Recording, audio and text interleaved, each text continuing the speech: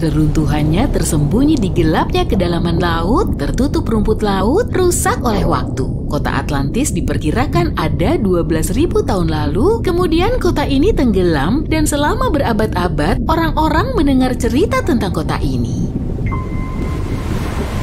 Banyak orang mengira Atlantis hanya pulau biasa, tapi banyak legenda menceritakan sebuah kekaisaran yang berkuasa. Atlantis seharusnya menjadi salah satu kota terkaya dan paling menarik pada masanya. Kamu bakal kaget kalau melewati gerbang tengahnya, dekorasi indah dan patung marmer menjulang ada di mana-mana.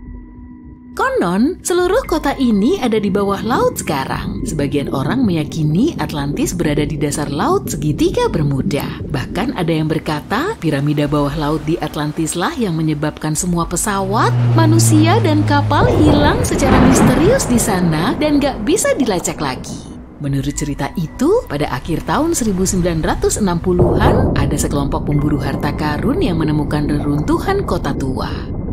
Mereka menemukannya saat melakukan penyelaman di wilayah Bermuda lepas pantai Miami. Mereka menceritakan reruntuhan kota yang menarik dan menyebutkan piramida kaca yang mereka temukan di sana. Mereka berkata piramida itu lebih besar dari piramida lain, bahkan dari piramida di Mesir. Tapi tentu saja semua itu cuma cerita. Tapi hal-hal aneh memang terjadi di wilayah itu.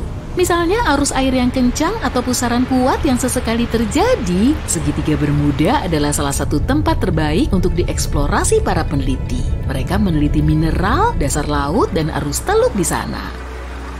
Mereka mempelajari pengaruh samudra terhadap cuaca, struktur geologi kerak bumi di bawah dasar laut. Tentunya menarik banget kan? Titik terdalam di Samudra Atlantik terletak di segitiga Bermuda. Peneliti sudah banyak melakukan penelitian dan pengeboran untuk mencari tahu ada apa di bawah dasar laut wilayah itu. Ada berbagai bentang alam dasar laut yang keren di segitiga Bermuda. Kamu jarang melihatnya di tempat lain di bumi, terutama kalau kamu ingat bahwa wilayah samudra ini relatif kecil.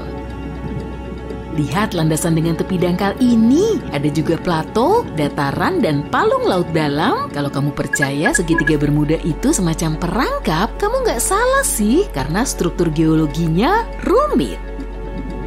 Ada beberapa gunung laut di wilayah timur dan utara segitiga ini, kebanyakan nggak ada namanya, dan beberapa setinggi 200 meter. Pada ketinggian itu, gunung ini dianggap bukit biasa di permukaan. Tapi di laut, bukit bawah laut ini seperti gunung kecil, bentuknya entah lonjong atau bulat, dan kamu bisa melihatnya dari atas. Ada lebih banyak gunung laut di Pasifik daripada di Atlantik. Dunia bawah laut di Atlantik nggak begitu beragam dibandingkan di Pasifik, kecuali di segitiga Bermuda. Gundukan batu kapur yang terbentuk di dasar segitiga ini memiliki kedalaman hampir 6 km. Dan seluruh lapisan tebal ini terdiri dari bangkai makhluk-makhluk purba yang kecil. Pada tahun 2019, sekelompok ahli geologi menerbitkan artikel yang menyatakan bahwa segitiga ini terbentuk akibat aktivitas vulkanis yang kuat. Selama bertahun-tahun, orang-orang meyakini gunung berapi purba yang sudah lama punah membawa kepulauan Bermuda dari dasar laut. Jadi menurut sebuah teori, kepulauan Bermuda terbentuk karena disrupsi dalam aliran magma. Potongan lempeng purba yang sudah masuk mantel muncul ke permukaan, lalu tercampur. Seperti itulah pembentukan banyaknya gunung berapi di laut. Dari pengetahuan ini, penulis fiksi ilmiah membiarkan imajinasi mereka liar. Mereka menceritakan makhluk seram dan kota atau pulau mistis yang tersembunyi di bawah semua lapisan itu.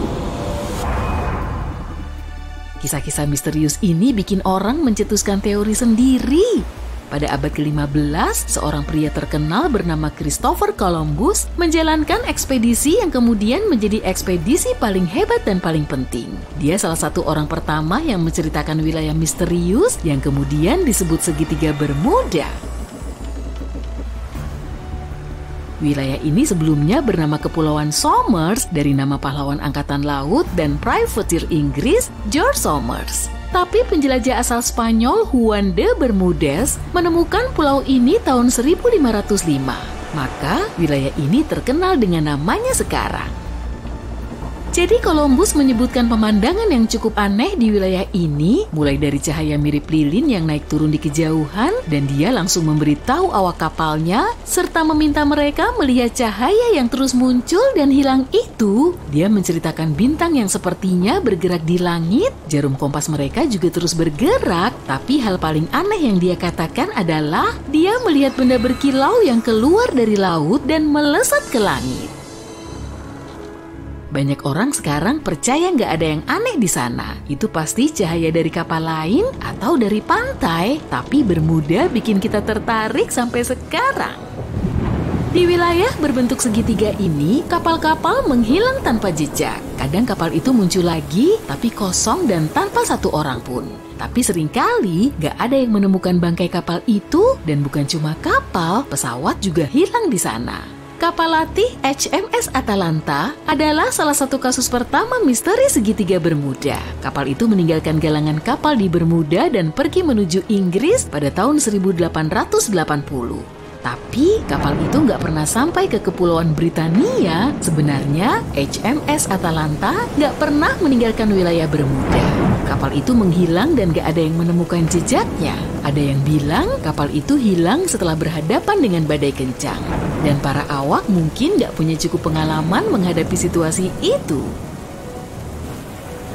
Dulu, semua orang ingin tahu apa yang terjadi pada kapal itu. Kenapa kapal itu bisa hilang? Kejadian itu masuk berita utama, orang-orang punya berbagai teori tentang kemungkinan kejadiannya. Cerita ini berlanjut dengan kapal pengangkut batu bara Cyclops pada tahun 1918. Kapal ini berlayar dari Pulau Barbados, tapi setelah beberapa hari, kejadian yang sama terjadi. Kapal ini menghilang tanpa jejak bersama lebih dari 300 awaknya. 3 tahun kemudian, pada tahun 1921, seorang penjaga pantai di Diamond Shoals dekat Cape Hatteras, Carolina Utara menemukan kapal komersial besar yang kandas. Penjaga pantai siap menolong, tapi nggak ada yang bisa diselamatkan karena kapal itu kosong, nggak ada awak kapal atau penumpangnya. Beberapa teori yang terkait kejadian ini menyebutkan bajak laut, tapi nggak ada yang tahu apa yang sebenarnya terjadi. Penerbangan 19 menjadi salah satu insiden paling terkenal di wilayah ini. Satu kelompok pesawat hilang di wilayah ini tahun 1945. Ekspedisi penyelamatan juga nggak berjalan lancar karena salah satu kapal dengan 13 awak juga hilang. Hal-hal tersebut nggak cuma kejadian di zaman dulu kok. Sebuah kapal sepanjang 9 meter dengan 20 awak hilang sehari setelah seharusnya tiba di Lake Worth, Florida. Gak ada catatan kapal atau sinyal darurat dari kapal itu. Misi pencarian melibatkan perahu dan pesawat. Selama 84 jam, tim penyelamat mencakup wilayah yang hampir 2 kali luas negara bagian Massachusetts. Tapi hasilnya tetap nihil. Segitiga Bermuda dipenuhi misteri besar, tapi kepulauan ini tempat yang sempurna untuk wisatawan. Ini tempat yang bagus kalau kamu suka golf misalnya. Jadi kalau kamu beruntung, kamu mungkin bakal bertemu pemain golf atau seleb terkenal di sana. Dan untuk penggemar musik, John Lennon mendapat inspirasi untuk hampir 25 lagunya di salah satu kepulauan indah ini. Tidak ada yang istimewa. Kapal kargo SS Cotopaxi berlayar kembali. Kali ini menuju Havana, Kuba untuk mengirimkan batu bara. Pada tanggal 25 November 1925, Cotopaxi memulai perjalanannya dari Pelabuhan Charleston, Carolina Selatan. Inilah perjalanan terakhir bagi Kapten Meyer dan awak kapalnya. Kapal ini melintasi kawasan segitiga Bermuda, dan saat memasuki hari kedua, Cotopaxi mengirimkan sinyal darurat karena terjebak dalam badai tropis kuat, lalu terguling. Angin bertiup sangat kencang dan kilat menyambar-nyambar. Air perlahan memenuhi palka kapal. Muncul kilatan putih benderang dan kapal itu pun hilang tanpa jejak. Bangkainya ditemukan di Gurun Gobi, sangat jauh dari lokasi hilangnya. Ke-32 awak kapal beserta kapten semuanya hilang. Kalau yang bagian Gurun Gobi sih cuma fiksi. Dalam satu film besutan Steven Spielberg, diceritakan kalau alien telah memindahkan kapal itu ke Gurun Gobi. Tapi realitanya, Cotopaxi dan semua awaknya tidak pernah ditemukan. Kapal itu secara resmi dinyatakan hilang 1 bulan kemudian dan bangkainya tidak bisa ditemukan. Inilah salah satu contoh klasik dari kejadian misterius di segitiga Bermuda. Tapi kebanyakan misteri akhirnya juga terpecahkan. Pada tahun 2020, Cotopaxi ditemukan. Jadi, Michael Barnett pindah ke Florida untuk mempelajari kecelakaan kapal di lepas pantai. Satu bangkai kapal telah membuatnya sangat penasaran. Ukurannya paling besar dan penduduk setempat menyebutnya Bear Wreck. Lokasinya sekitar 64 km dari St. Augustine, Florida Utara. Tapi belum ada yang berhasil mengidentifikasi badan kapal yang berkarat itu. Jadi, Michael mulai menyelidikinya. Dia mengukur Bear Wreck dan mulai mengolah informasi yang bisa ditemukan. Dia juga meneliti ratusan surat kabar lama, membaca catatan asuransi, dan mempelajari artefak yang ditemukan di dalam bangkai kapal itu. Setelah beratus-ratus jam menggali informasi, Michael yakin itulah bangkai kapal Cotopaxi. Tapi beberapa tahun sebelumnya ada rumor yang berembus kalau kapal itu telah ditemukan di lepas pantai Kuba.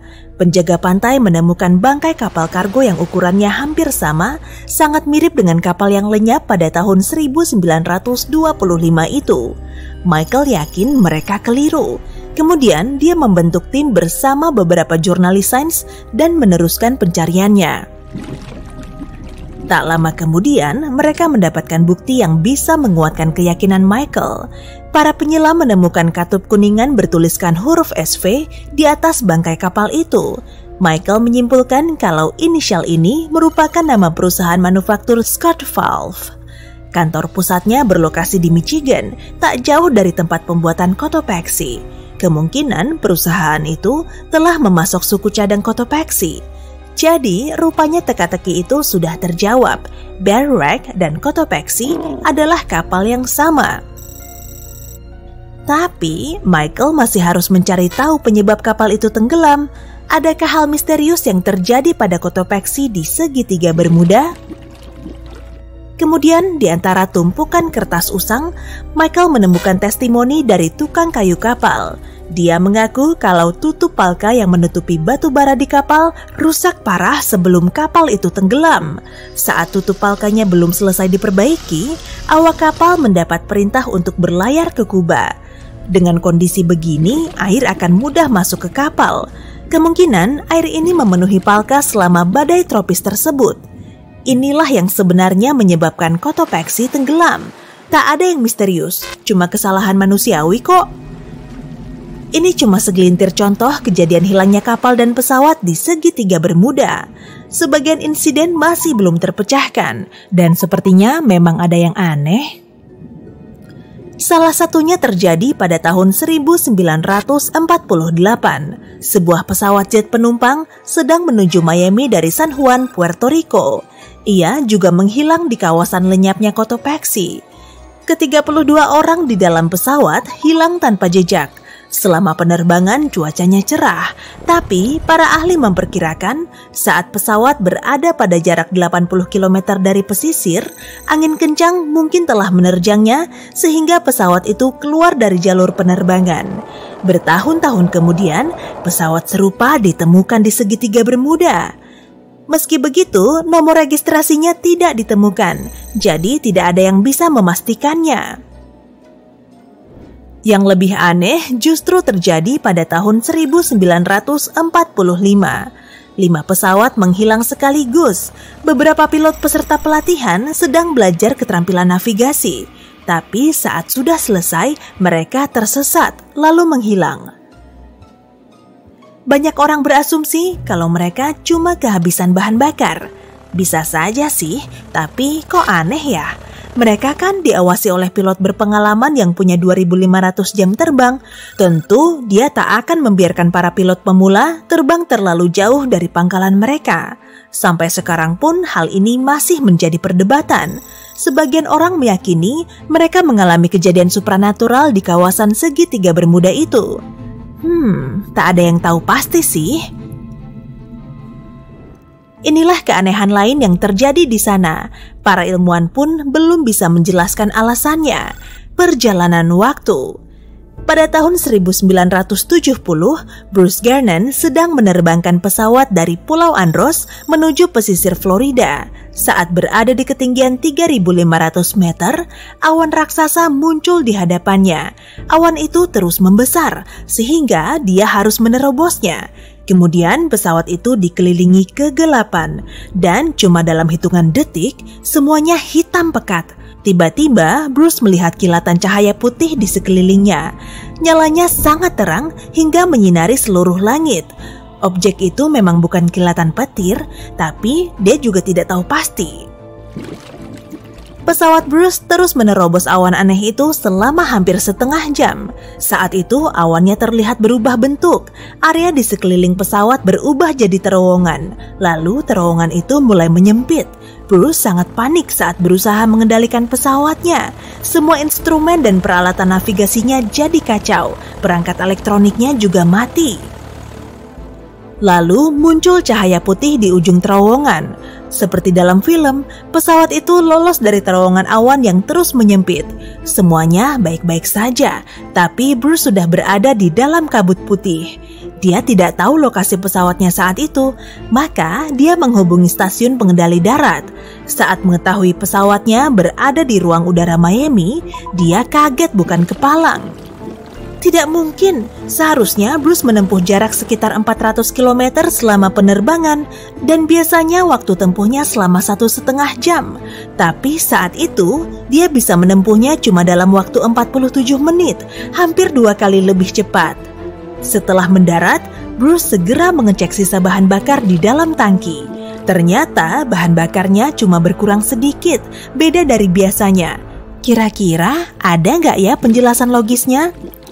Menurut catatan, pada hari itu telah terlihat banyak bintik matahari di permukaannya, serta terjadi angin matahari kencang. Kondisi ini bisa mengacaukan kinerja perangkat elektronik dan peralatan di pesawat. Tapi bagaimana dengan awan misterius itu? Pesisir Florida menjadi tempat bertemunya dua arus udara kuat bertekanan tinggi dan bertekanan rendah. Akibatnya banyak terjadi awan badai. Tapi, banyak yang masih memperdebatkan proses perjalanan waktu Bruce sampai bisa menempuh jarak secepat kilat. Sebagian orang meyakini ada semacam energi gelap misterius. Ada juga yang menuding Bruce sebagai penipu. Ya, kita belum tahu kebenarannya. Memangnya ada kekuatan supranatural di segitiga Bermuda? Atau mungkin semua itu cuma kebetulan dan cerita yang dibuat-buat saja? Yang jelas, segitiga Bermuda menjadi tempat yang paling banyak melenyapkan pesawat dan kapal di seluruh dunia. Dari sejumlah orang. Dan memang, fungsi peralatan elektronik di area ini jadi nggak karuan. Astronot dari Stasiun Luar Angkasa Internasional mengamati medan magnet bumi di kawasan segitiga Bermuda melemah. Medan magnet ini berfungsi sebagai perisai yang melindungi kita dari radiasi matahari. Di atas segitiga Bermuda, partikel sinar matahari bergerak lebih cepat daripada area lain di bumi. Akibatnya, fungsi peralatan elektronik satelit jadi nggak stabil saat berada di atmosfer bumi. Tapi, hal ini nggak berlaku bagi kapal dan pesawat. Ada juga teori yang mengatakan kalau segitiga Bermuda menjadi pusat anomali magnetik yang bisa mengacaukan navigasi. Tapi, menurut pengecekan peta magnetik yang rutin dilakukan di kawasan ini, nggak menunjukkan masalah apapun. Kamu sudah sampai di lokasi. Airnya sangat tenang tanpa badai. Saat kamu ngecek kompas, jarumnya bergerak nggak karuan. Duh, gawat. Kejadian juga nih. Karena sudah kepalang panik, kamu langsung memutar roda kemudi kapal agar bisa menjauh. Tenang, gerak kompas yang nggak bisa dikendalikan ini sudah ada penjelasannya kok. Lain dari biasanya, di segitiga Bermuda, kutub utara sejati dan utara magnetik saling berhimpit. Utara sejati adalah kutub utara geografis bumi. Sedangkan utara magnetik menunjukkan ke kutub magnet utara yang arahnya berubah-ubah di seluruh dunia. Terkadang, kedua kutub ini saling berhimpit. Dan garis lurus yang menghubungkan utara dan selatan disebut garis agonik. Di garis ini, gerakan kompas menjadi aneh dan jarumnya nggak menunjuk tepat ke arah utara. Coba bayangin, kalau kamu jadi kapten kapal yang berlayar di segitiga Bermuda pada awal abad ke-20. Saat kamu mencari tahu arah utara agar bisa menepi, jarum kompasnya malah menunjuk ke arah yang keliru. Akibatnya, kamu malah menyimpang dari jalur aslimu dan kapalmu berlayar ke arah yang salah. Di dekat segitiga ini, ada Laut Karibia yang dihiasi pulau-pulau kecil. Dasar lautnya nggak begitu dalam dan kapal bisa masuk ke perairan dangkal. Tapi kapalmu terdampar di pantai dan kamu nggak tahu keberadaanmu. Di abad ke-21, kapten kapal bisa sampai ke pantai dengan bantuan GPS dan navigasi modern lainnya. Tapi menariknya, kali ini di kawasan segitiga Bermuda, kompasnya bisa berfungsi dengan baik karena kutub utara magnetik nggak berhimpitan dengan kutub utara sejati dalam waktu lama. Garis agoniknya berjauhan dari sini. Masalah navigasi sudah nggak ada lagi, tapi anehnya banyak kapal lenyap di sini. Sebetulnya nggak cuma di sini sih, tapi di seluruh Samudra Atlantik. Malahan, segitiga Bermuda nggak termasuk dalam daftar 10 teratas. Kesannya seperti udah banyak banget ya kapal yang hilang di sini. Alasan utamanya ya karena salah satu rute pengiriman terpopuler di Atlantik melewati segitiga Bermuda. Dan makin banyak kapal melewati suatu kawasan, makin banyak pula kapal yang karam. Kemungkinannya begitu, simpel kan? Menurut teori lain, di situ terdapat lubang ruang waktu. Kapal dan pesawat yang jatuh kemudian dikirim ke masa lalu atau masa depan. Tapi sayangnya, gak ada satupun bukti yang menguatkan mitos ini. Gak ada alasan yang bisa membenarkan lubang ini tersembunyi di Bermuda. Ada juga yang bilang markas peradaban ekstraterestrial berada di segitiga Bermuda. Pengunjung dari galaksi lain nyuri kapal bersama awaknya, sehingga bangkai kapal nggak bisa ditemukan. Mitos populer ini juga nggak bisa dibuktikan secara ilmiah. Di segitiga Bermuda nggak ditemukan kapal karam karena salah satu palung terdalam dunia juga berlokasi di sini. Kapal yang tenggelam akan jatuh ke kedalaman sekitar 5.800 meter. Tekanan dan kedalaman segitu pasti bikin para pencari kapal jadi kesulitan. Selain itu, di dekatnya ada palung Puerto Rico yang kedalamannya mencapai 8.000 meter di beberapa titik. Konon, kraken hidup di segitiga ini. Si cumi-cumi raksasa diyakini bisa menenggelamkan kapal dan namanya telah melegenda di kalangan para pelaut. Tapi habitat cumi-cumi raksasa memang di kedalaman laut dan ukurannya bisa sebesar gerbong kereta. Sampai saat ini, belum ada satu peristiwa pun yang mengisahkan cumi-cumi telah menenggelamkan kapal besar. Di kawasan segitiga Bermuda saja, cumi-cumi raksasa belum pernah terlihat. Lagi pula, orang-orang di zaman dulu nggak pernah tahu kalau makhluk ini memang ada. Dan saat pertama kali melihatnya, mereka menggambarkan makhluk ini sebagai monster besar yang mengerikan. Cumi-cumi raksasa termasuk hewan paling misterius di bumi. Dan para ilmuwan harus menggunakan peralatan sonar untuk mendeteksinya. Hewan ini banyak menghabiskan hidupnya di kedalaman laut yang gelap dan pastinya akan takut saat mendengar suara kapal. Hipotesis yang paling realistis terkait misteri segitiga Bermuda yaitu metana. Akumulasi metana banyak ditemukan di dasar perairannya. Dari situ metana dilepaskan ke air. Agar cepat naik ke permukaan, wujudnya harus berupa gelembung. Kemudian, gas ini membuat airnya bergolak dan menghasilkan ombak yang bisa menenggelamkan kapal. Teori ini memang cukup realistis, tapi banyak penelitian masih belum bisa mengonfirmasi adanya peningkatan kadar metana. Terakhir kali, fenomena ini terjadi 15.000 tahun silam. Teori kuat lainnya mengungkapkan adanya rock wave. Saat laut begitu tenang, tiba-tiba terdengar suara angin kencang. Sesaat kemudian, ombak besar setinggi 30 meter muncul dari permukaan laut yang tenang, lalu menghantam kapal. Sebagian ilmuwan meyakini rock wave terbentuk dari permukaan laut yang bertabrakan dengan angin haluan kuat. Ada versi yang mengklaim ombak ini terbentuk akibat pertemuan arus hangat dan arus dingin. Tapi teori yang paling menarik menjelaskan, ombak ini terbentuk oleh kinetic vampirism. Pada kondisi alam tertentu, ombak bisa saling bertukar energi kinetik. Dan di antara semua ombak, akan ada satu ombak vampir yang menyerap energi dari ombak lain. Saat energi yang terkumpul sudah cukup, ombak vampir akan melepaskannya. Karena inilah, hempasannya sangat kuat dan bisa melenyapkan kapal secara tiba-tiba. Fenomena ini terjadi di semua lautan di dunia, tapi nggak ada fakta yang bisa membuktikan kalau rock wave paling sering terjadi di segitiga Bermuda. Kalaupun memang ada, rock wave nggak akan muncul saat lautnya tenang. Alasan utama di balik lenyapnya banyak kapal di segitiga Bermuda yaitu lautnya sangat bergejolak. Di situ sering terjadi badai karena Kepulauan Bermuda merupakan area bertekanan tinggi yang bisa mengalihkan badai menuju segitiga. Ombak besar bisa membalikan kapal, sementara petir dan kilat bisa mematikan peralatan elektronik pesawat. Gak ada yang misterius sama sekali. Badai dan kapal hilang juga terjadi di lautan lain, tapi banyak legenda hanya terpusat pada segitiga Bermuda. Kejadiannya bermula sejak pertengahan abad ke-20. Saat itu, buku yang mengisahkan Atlantis terletak di perairan segitiga Bermuda baru dirilis. Meski bukti kebenarannya enggak ada, orang-orang sangat menyukai teori misterius ini, sehingga mulai memoles ceritanya dalam tanda kutip. Film dokumenter dan buku baru soal segitiga Bermuda juga terus diproduksi. Tiap materi yang menggambarkan sifat fantastis segitiga ini nggak berpegang pada fakta, melainkan cuma teori, buku, dan film lain. Nah, saat suatu topik bisa mencuri banyak perhatian, di situ juga ada banyak cuan. Para pembaca pun menikmatinya dan penulis bisa mendapatkan hasilnya. Kapal patroli es Angkatan Laut Kerajaan Inggris yang bernama HMS Protector berlayar mengarungi perairan tenang Samudra Atlantik. Waktu saat itu menunjukkan pukul 11 malam. Beberapa awak kapal berada di dek, sementara yang lain tidur di kabinnya masing-masing. Sang kapten mengarahkan kapal dan menatap langsung ke cakrawala. Langit diterangi cahaya fajar jingga dan awan mengembang di kejauhan. Tiba-tiba, di balik pemandangan yang indah ini, salah satu pelaut memperhatikan siluet hitam dari kapal tidak dikenal. Sang kapten memperlambat dan mengarahkan kapalnya agak lebih dekat ke kapal misterius itu. Ini adalah kapal kargo tua dengan panjang 75 meter.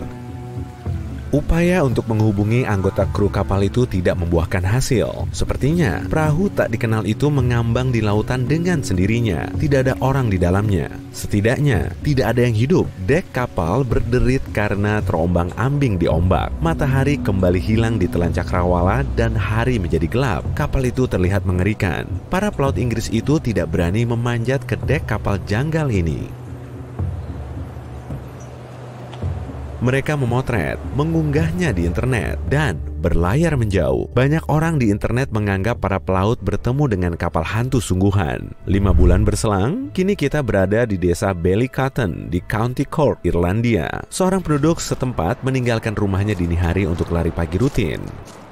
Musik di headphone, udara segar yang sejuk, dan pemandangan indah adalah kondisi yang ideal untuk berolahraga penuh semangat. Dia berjogging di sepanjang jalan, di pantai Laut Celtic. Semalam, badai kuat menerpa area ini, dan kini lautnya terlihat tenang. Pria itu berlari di sepanjang puncak tebing rendah dan melihat kapal besar.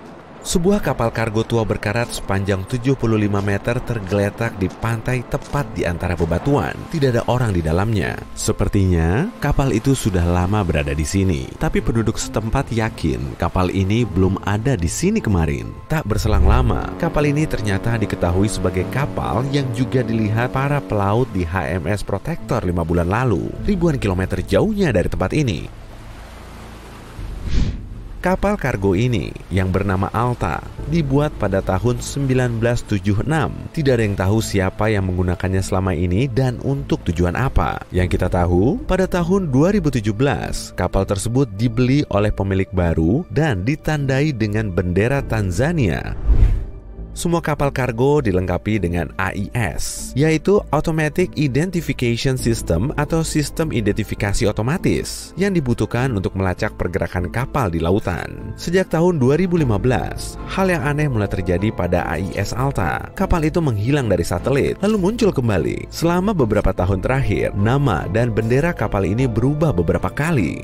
Fakta bahwa AIS-nya dimatikan dan dihidupkan berkali-kali tidaklah mengejutkan. Konon, orang-orang yang menonaktifkan AIS di kapalnya melakukan ini untuk menyembunyikan aktivitas ilegal. Kapten kapal ini, siapapun dia, jelas tidak ingin menunjukkan pergerakan Alta seperti yang ditunjukkan AIS. Pada tahun 2017, kapal tersebut telah berlayar di dekat kota pelabuhan Yunani. Alta membuat 12 perhentian di 3 kota seperti itu di berbagai bagian Yunani. kemudian, sinyal AIS menghilang. Dan 10 bulan kemudian, Alta muncul kembali di dekat pantai utara Afrika, 1.900 km dari Yunani. Pada bulan September 2018, kapal itu berlayar sekitar 2.200 km ke tenggara Bermuda. Dan saat itu, para awak kapal mulai mengalami masalah. Ada 10 orang di dalam Alta. Pada 19 September, mesin kapal mengalami kerusakan tepat di tengah Samudra Atlantik. Pantai terdekat dari sana sangat jauh. Kapal pun mulai terombang-ambing. Seiring hari-hari berlalu, para kru tidak bisa memperbaiki kapal itu. Persediaan makanan menipis. Para kru mulai panik dan mencoba menghubungi bantuan. Tapi situasi justru makin parah, sebab badai yang kuat mendekat ke tempat kapal yang luntang-lantung itu. Anggota kru berhasil menghubungi penjaga pantai Amerika Serikat. Pada tanggal 2 Oktober, sebuah helikopter menghampiri kapal itu. Makanan dan air diturunkan ke Alta. Persediaan ini cukup bagi para kru untuk menunggu beberapa hari lagi. Sekitar seminggu kemudian, sebuah kapal penyelamat berlayar sekitar 2.400 km untuk sampai ke Alta dan membantu para pelaut yang terdampar. Sesaat sebelum badai menerpa, para penyelamat dari Amerika berhasil menjalani misinya. Seluruh awak kapal karam itu dibawa ke Puerto Rico. Alta tetap mengambang di lautan. Beberapa waktu berselang, kapal lain datang untuk menariknya ke pantai Guyana. Lalu, sekali lagi, ada yang tidak beres. Kapal itu dibajak, siapapun pelakunya, dan apa alasannya masih menjadi misteri hingga hari ini. Tapi kemudian, untuk sejumlah alasan yang tidak diketahui, para pencuri memutuskan untuk meninggalkan kapal dan membiarkannya mengambang di lautan.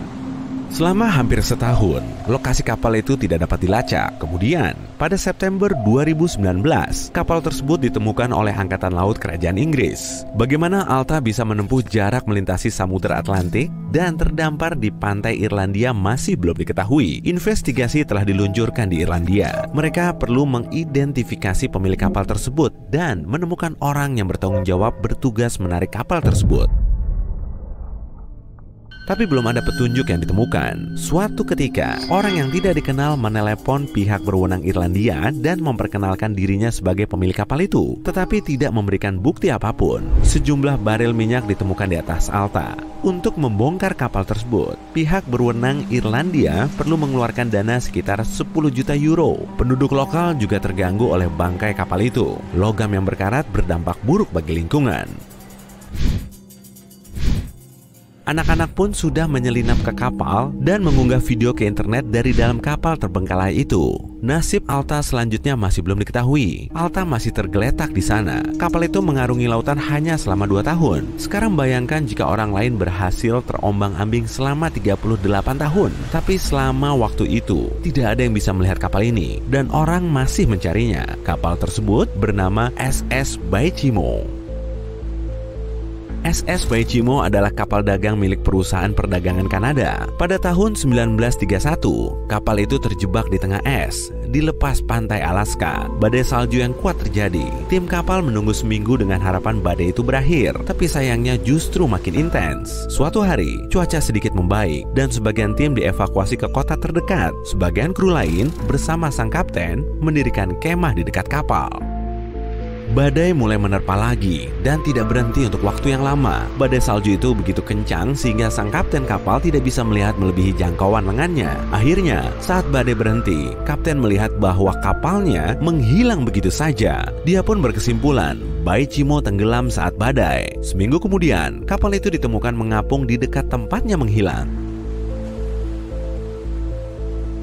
Lambung kapal itu rusak parah sehingga tidak aman untuk dipakai berlayar lagi. Sang kapten memutuskan untuk meninggalkan kapalnya. Namun, kapal itu tidak tenggelam. Selama 38 tahun setelahnya, kapal ini mengapung ke berbagai titik di sepanjang pantai Alaska. Beberapa kali, orang naik ke kapal tersebut, termasuk penduduk asli Alaska dan sekelompok peneliti. Upaya untuk menyelamatkan kapal itu dari laut berakhir dengan kegagalan. Operasi penyelamatan terhambat oleh es yang mengapung di sekitarnya dan cuaca buruk. Terakhir kali, kapal itu terlihat pada tahun 1969. Kapal itu membeku dan terhalang oleh es. Pada tahun 2006, pemerintah membuat proyek khusus untuk menemukan Baichimo. Akan tetapi, selama bertahun-tahun, kapal tersebut masih belum ditemukan. Nasibnya tidak diketahui. Kemungkinan kapal itu akhirnya menemukan kedamaian dan kini terbaring di dasar laut-laut Chukchi. Kalau kamu menarik garis lurus pada peta, lalu menghubungkan Pulau Bermuda, Puerto Rico, Miami, dan kembali ke Bermuda, bentuk apa yang akan muncul? Pastinya segitiga Bermuda, kawasan terkenal yang telah menelan ribuan kapal dan pesawat selama berabad-abad. Seakan belum cukup misterius aja ya, kedalaman lautnya juga menyimpan banyak tanda tanya. Bahkan tanda-tanda anehnya bisa terlihat. Pure, kapal selamu nyemplung ke dalam air dan mulai menyelami lautan hingga kedalaman 30, 300, 600, dan 900 meter. Kondisi di luar semakin gelap, dinding kapalmu mulai berderit saat tekanannya naik hingga lebih dari 10.000 kilopascal. Tekanan segitu setara dengan grand piano yang menghimpit seluruh tubuhmu. Setelah sampai di tujuan, kamu bisa melihat monster yang ditunggu-tunggu. Pas banget nih momennya. Dari kejauhan, terlihat kilau hijau terang dalam gelap. Makin lama makin dekat dan ukurannya juga makin besar. Lihat tuh, hewan laut yang hobi banget bikin gigitan bulat kecil-kecil di tubuh ikan, lumba-lumba, paus, dan hiu lain. Apalagi kalau bukan hiu pemotong kue. Jangan terkecoh dulu sama ukurannya. Tubuhnya memang cuma sepanjang pin bowling, tapi cara hidupnya itu loh, parasit. Dia akan memangsa hewan lain dengan gigi tajamnya yang berderet-deret. Dalam sekali hap saja, makanan bisa langsung memenuhi perutnya. Setelah puas, ia bisa kabur dan melanjutkan hidup. Mangsanya juga sama, akan tetap melanjutkan hidup meski bagian tubuhnya telah koyak dengan bekas bulatan kecil. Berada di dalam kapal selam juga nggak begitu ngejamin kalau kamu akan aman loh. Hewan pemberani ini juga bisa memburu kapal selam. Udahlah, mending nggak usah nyari gara-gara dengan hiu yang bisa melubangi kapal selammu deh. Kita lanjutkan aja perjalanan ini biar bisa menyaksikan hewan aneh lain di dasar segitiga Bermuda. Kalau kapalmu turun 2 kali lebih dalam, kamu akan bisa melihat ikan naga. Gak seperti penghuni perairan dalam lainnya yang berwarna hijau dan biru, ikan ini menghasilkan cahaya dalam kisaran inframerah. Cahaya ini bikin tubuhnya bersinar dalam intensitas yang gak bisa dilihat oleh hewan laut lain. Akibatnya, ikan naga jadi sulit dimangsa dan dilihat mangsa. Ada juga hewan laut dalam yang sangat unik, cumi-cumi vampir. Ia bukan termasuk vampir, cumi maupun gurita, tapi tergolong dalam spesies unik. Matanya paling besar kalau dibandingkan dengan ukuran tubuhnya, dan saat merasa terancam, cumi-cumi vampir akan menekuk lengannya, sebetulnya sih sebagai upaya untuk membalikan tubuhnya.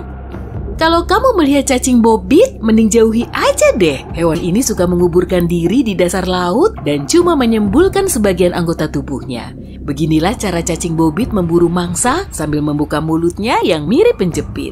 Memangnya makanannya apa sih? Cacing lain dong, atau ikan yang tubuhnya sampai 7 kali lebih jumbo. Ia menggunakan 5 antena untuk mendeteksi lokasi mangsa, kemudian hap, dalam sekejap cacing ini akan menerkam dan mencengkram si mangsa dengan mulut.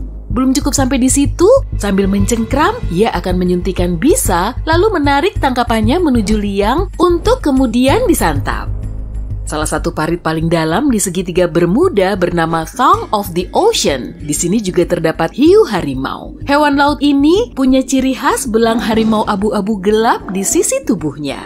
Hiu harimau merupakan hiu predator terbesar kedua setelah hiu putih. Karena tubuhnya bongsor, makannya juga banyak. Ia memangsa mamalia laut, hiu kecil, pari, dan penyu hijau. Sebetulnya kamu bisa tahu umur hiu harimau cuma dengan melihat pola garisnya. Garis di tubuhnya akan pudar seiring waktu, jadi kalau si hiu masih muda, garis ini kelihatan lebih jelas. Di segitiga Bermuda juga terdapat banyak zooplankton. Organisme kecil ini punya peranan penting dalam rantai makanan hewan laut. Tapi kalau nggak ada yang memangsanya, zooplankton akan terus tumbuh pesat hingga menutupi seluruh dunia cuma dalam waktu 4 bulan. Nah, jenis zooplankton yang terbesar adalah ubur-ubur. Ubur-ubur sudah ada sebelum dinosaurus mendominasi bumi. Kalau kandungan air di tubuh kita ada 60%, di tubuh ubur-ubur 95%. Saat ia terdampar ke pantai, sebagian besar tubuhnya akan menguap cuma dalam hitungan jam. Ada juga ubur-ubur yang hidup abadi. Ubur-ubur ini bisa kembali ke siklus polip, lalu tumbuh lagi seperti makhluk dari planet lain. Ubur-ubur luar angkasa juga ada loh. Pada tahun 1990-an, NASA membesarkan ubur-ubur di ruang angkasa untuk mencari tahu perkembangan hewan ini tanpa gravitasi. Ubur-ubur ini bisa tumbuh sehat di ruang angkasa, dan saat kembali ke bumi, hewan ini kesulitan menyesuaikan diri. Meski belum pernah keluar angkasa, belut Eropa sudah pernah keliling dunia. Ia berangkat dari Eropa menuju Laut Sargasso, lokasi segitiga Bermuda. Saat larva, belut Eropa melayang-layang di lautan selama 3 tahun. Ia juga dikenal sebagai bunglon laut, dan selama bertahun-tahun, belut Eropa terus berganti warna dari transparan menjadi kuning, lalu perak metalik. Ia termasuk hewan nokturnal dan suka ngumpet. Wah, kamu mau temenan sama belut Eropa nggak nih saat malam-malam nyari makanan di kulkas? Cumi-cumi raksasa kurang lebih seukuran setengah panjang lapangan sepak bola. Hewan laut jumbo ini pernah terdampar di pantai Florida. Para peneliti curiga raksasa ini berasal dari Samudra Atlantik di dekat segitiga Bermuda. Cumi-cumi raksasa termasuk hewan invertebrata terpanjang, yang artinya ia nggak punya tulang punggung. Ukuran matanya paling besar di antara semua hewan, yaitu kurang lebih sebesar bola sepak. Hewan lain yang juga ada di dekat segitiga Bermuda adalah udang gua starer. Ia sangat pandai bersembunyi sehingga nggak ada yang tahu keberadaannya sampai tahun 2011. Sebagian udang gua betina menghasilkan banyak telur. Menurut para ilmuwan, satu ekor udang bahkan bisa punya sekitar 2.000 telur. Petrel Bermuda merupakan burung khas dari Bermuda. Ia menjadi burung laut paling langka kedua di dunia. Banyak yang mengira burung ini sudah punah, tapi pada tahun 1951, petrel Bermuda terlihat di pulau ini. Pikirannya bikin merinding. Kerapu Nassau hanya bisa ditemukan di pesisir Florida Selatan. Ikan ini memburu mangsanya dengan menunggu, lalu menyergap. Buruannya termasuk kepiting dan lobster. Tubuhnya mirip vacuum cleaner karena ia bisa mengisap makanan lewat mulut besarnya. Ikan ini memiliki mekanisme pertahanan diri yang mantul abis. Seperti bunglon, ia berubah warna saat merasa terancam. Tubuhnya bisa berubah warna menjadi lebih terang atau gelap agar bisa berkamuflase. Pasti sulit dilihat ya. Kalau kamu kebetulan pergi ke segitiga Bermuda, kamu mungkin akan melihat hiu martil. Ia menggunakan kepala martilnya untuk memotong mangsa di dasar laut. Bentuk kepalanya juga bisa mempertajam penglihatannya. Ia bisa melihat hampir 360 derajat ke sekeliling, ke atas, dan ke bawah. Penyu sisik mungkin tidak terlihat mengancam, tapi hewan ini akan memakan apapun yang bisa didapatkan paruhnya yang seperti burung, spons laut, alga, dan bahkan ubur-ubur berbisa. Menu makanan mereka sebagian besar bisa dimakan, tapi lemak tubuh mereka bisa menyerap bisa dan racun sehingga mereka aman. Segitiga Bermuda juga habitat cacing bercahaya hijau. Mereka bukan benar-benar cacing, melainkan larva yang mengeluarkan cahaya terang dari organ di dekat ekor. Cahaya ini membuat makhluk lebih kecil menghampiri mereka sehingga memudahkan mereka untuk menangkap makan siang. Seringkali mereka terlihat cukup biasa, tapi mereka memiliki jadwal tetap. Setiap malam ketiga setelah bulan purnama pada musim panas, pada waktu yang tepat, cacing bercahaya ini menyala.